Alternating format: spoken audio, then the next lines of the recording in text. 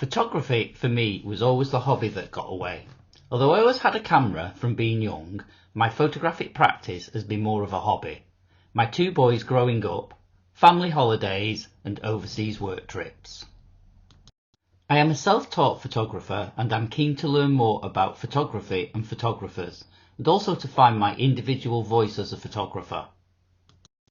Over the last few years I have returned to photography and experimented across a range of genres with the intent of building my skill set and the quality of my images.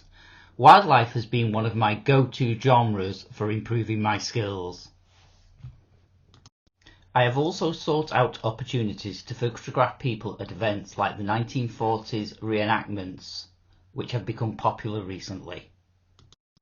David Bailey's images of Kate Moss for Vogue and Gene Shrimpton for his New York series were pieces of work that resonated with me. Eye-catching and different to the normal fashion shoots, this encouraged me to find my individual style. I spend much more time talking than photographing. For me, talking is part of taking the picture. You treat each person as an individual. You adapt to who you're photographing. It's their personality, not mine I want. These two quotes from David Bailey describing his approach to photography have become my guide in developing my practice in the last year. My other less well-known influences were two railway photographers, Ivo Peters and Peter Nicholson, both of whom have published numerous books on narrow gauge railways from the 1960s until today. Over the last 4 years, I have developed a diverse photographic practice working across various genres, creating personal and commercial work. Commercially, I have produced work in the field of events, covering running, both road races and mountain marathons. I have also shot live music events, which brings a range of creative and technical challenges that you don't see elsewhere. As well as studio-based fashion shoots, I enjoy the challenge of fast-paced photography, where there is only one chance to catch the image before the opportunity is lost forever. I believe that this is a good way to develop both my photographic practice and my technical and creative skills, which will pay dividends in my slower-paced personal work.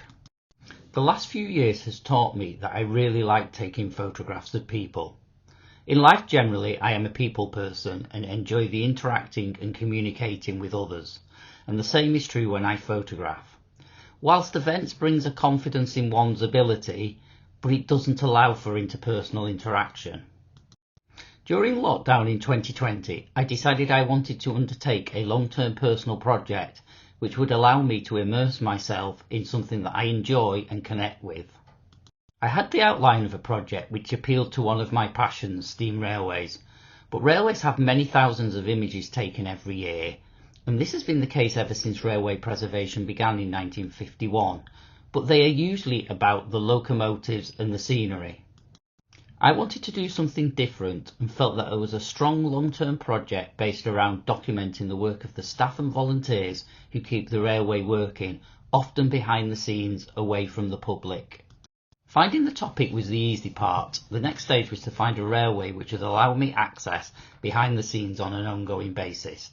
I approached through email 4 railways local to me.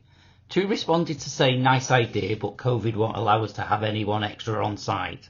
1 never replied, and 1, the Tallaght Railway in Tywyn, responded within minutes and said, "What a great idea, come down and we will get it organised."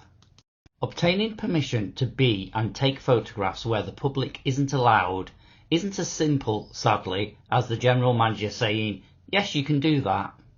I had to undergo a day-long track safety course and examination which proved my competency to be allowed access to the track side and the working areas. This was to ensure that I have a good understanding of railway rules and practices and are able to keep myself and everyone else safe. I wanted to show people at work, taking time away from their day jobs to work in a manner that has changed little since the 1920s.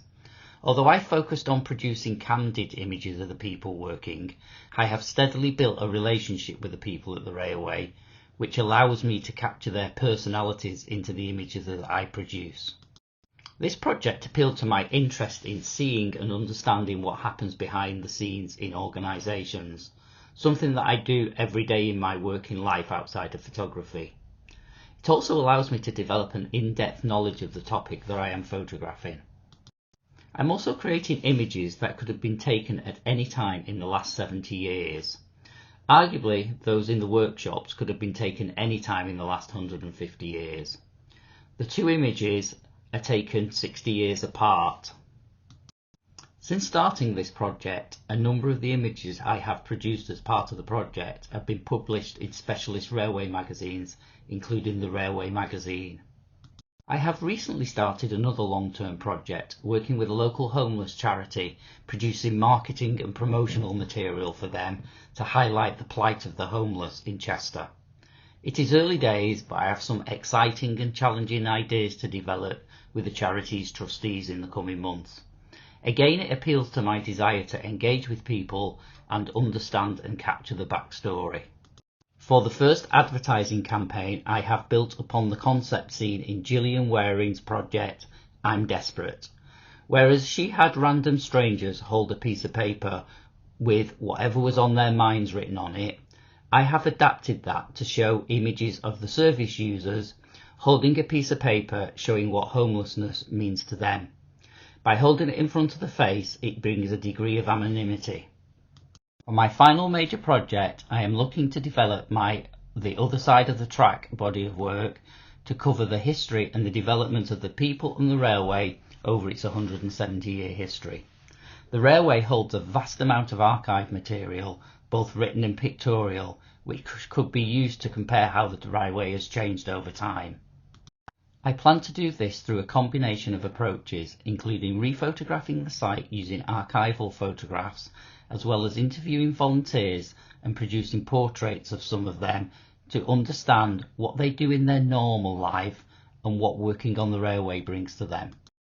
I also intend to produce an exhibition and possibly a photo book as outcomes from the project. One of my motivations for undertaking the MA was to find and develop my own personal style and approach to photography. I know I am an adaptable and flexible photographer, and I'm confident I can produce good imagery across a range of genres. What I want to do over the duration of the programme is to improve my knowledge about historical and contemporary photography and to develop my style so that my work becomes instantly recognisable as mine.